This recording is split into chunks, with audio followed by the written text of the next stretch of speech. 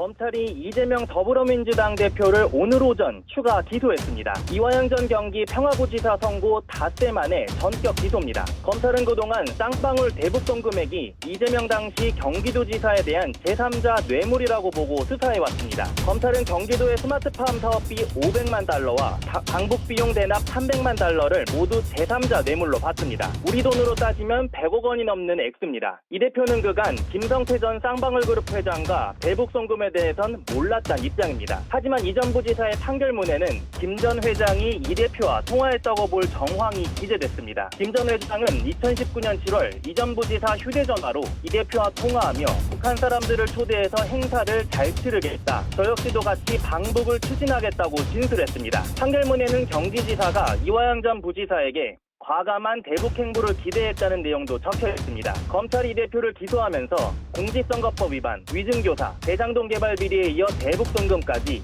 서울과 수원으로 가며 총 4개의 재판을 받게 됐습니다. 대표님, 검찰이 좀 전에 제3자 뇌물 혐의 등으로 기소를 했는데 이에 대한 입장 있으십니까?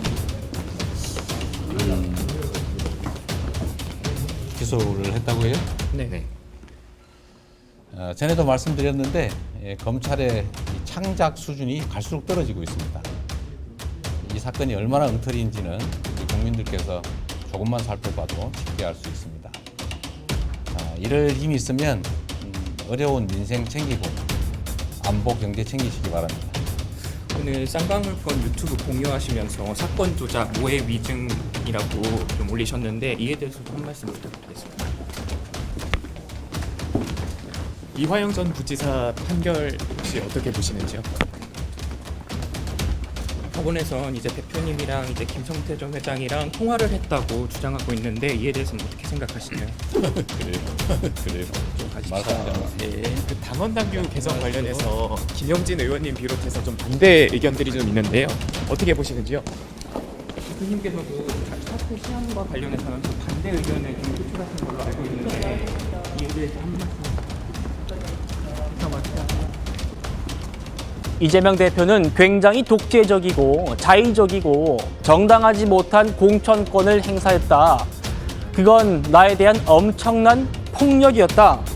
공천의 정당성이 없었으니까 현역 의원들이 따르지 않고 있는 거고, 그래서 국회의장 선거 때도 지도부 뜻대로 되지 않고 추미애 의원이 안 되고 우원식 의원이 되는 거 아니냐. 그리고 해병대원 특검법 때도 민주당 이탈표가 상당했을 것이다. 공천 과정에서 지도력에 이재명 대표가 심대하게 타격을 받은 것이고, 그래서 앞으로는 지금처럼 순항하지는 않을 것이다. 돌이켜보면 저는 위기 때마다 이재명 대표를 앞장서서 지지하고 도왔고 오늘의 당대표를 만드는데 그 누구보다 열심이었습니다. 그런데 지금 후회합니다. 그리고 책임을 통감합니다. 2년 전 수해 때에도 지역에 와달라는 저의 요청에 이재명 대표는 욕을 먹는다는 이유로 오지 않았습니다.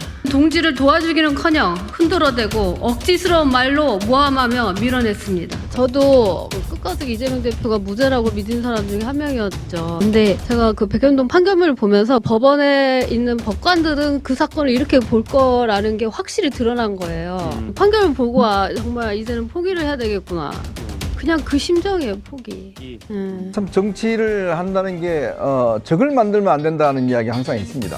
상대방을 어떤 면에서 보면 좀 납득이 갈 수 있게끔 공정하게 해야 된다는 게 있는데, 아마 지난 이제 공천 과정에서 이수진 전 의원이 꽤 아마 상처를 많이 받은 것 같습니다. 정치를 아마 처음 하시는 분인 것 같기도 하고, 네. 또 본인 입장에는 열심히 했는데 이제 본인은 뭐 승승장구했지 않습니까? 판사로서 또 와서 바로 공천돼서 나경원 의원을 떨어뜨리고 이렇게 했는데 왜 나가 공천이 안 되지? 나는 안 난 본인에 대한 어떤 이런 여러 가지 자괴감, 이런 것들이 아마 복합적으로 된 것 같습니다. 근데 문제는 이게 아마 본인이 선거 전에, 공천되기 전에 이런 이야기를 했다라면 아마 여러 가지 좀 설득력이 있을 텐데, 네. 지금 이제 공천 떨어지고 하는 상황에서 이제 하는 걸 보니까 아마 개인적인 어떤 좀 감정의 어떤 기댄 이야기로 이제 들릴 수는 있을 것 같아요. 네. 그렇지만 이제 본인이 계속적으로 이런 이야기를 하는 거 보면 아마 앞으로 이재명 대표에 대한 공격 이런 것들을 꽤 할 것 같고, 또 이것이 지금 이제 지난 공천 과정에서 있었던 많은 분들이 있습니다. 일방적으로 어떤 탈락했던, 특히 친문주 분들 중에서 이런 공천을 합당한 이유 없이 이렇게 탈락했던 분들이 있는 거거든요. 네. 아마 이게 나중에 다 본인에게 여러 가지로 어떤 불리하게 작용할 수도 있을 것 같습니다. 선거도 끝났는데 국회들이 말을 잘 들어줄까? 국회는 자신의 이익이라면 국민도 팔아먹는 놈들인데 죄 있는 놈을 언제까지 방탄만 할까? 언젠간 어처구니 없게 그 국계에 의해 무너질 거라 확신한다.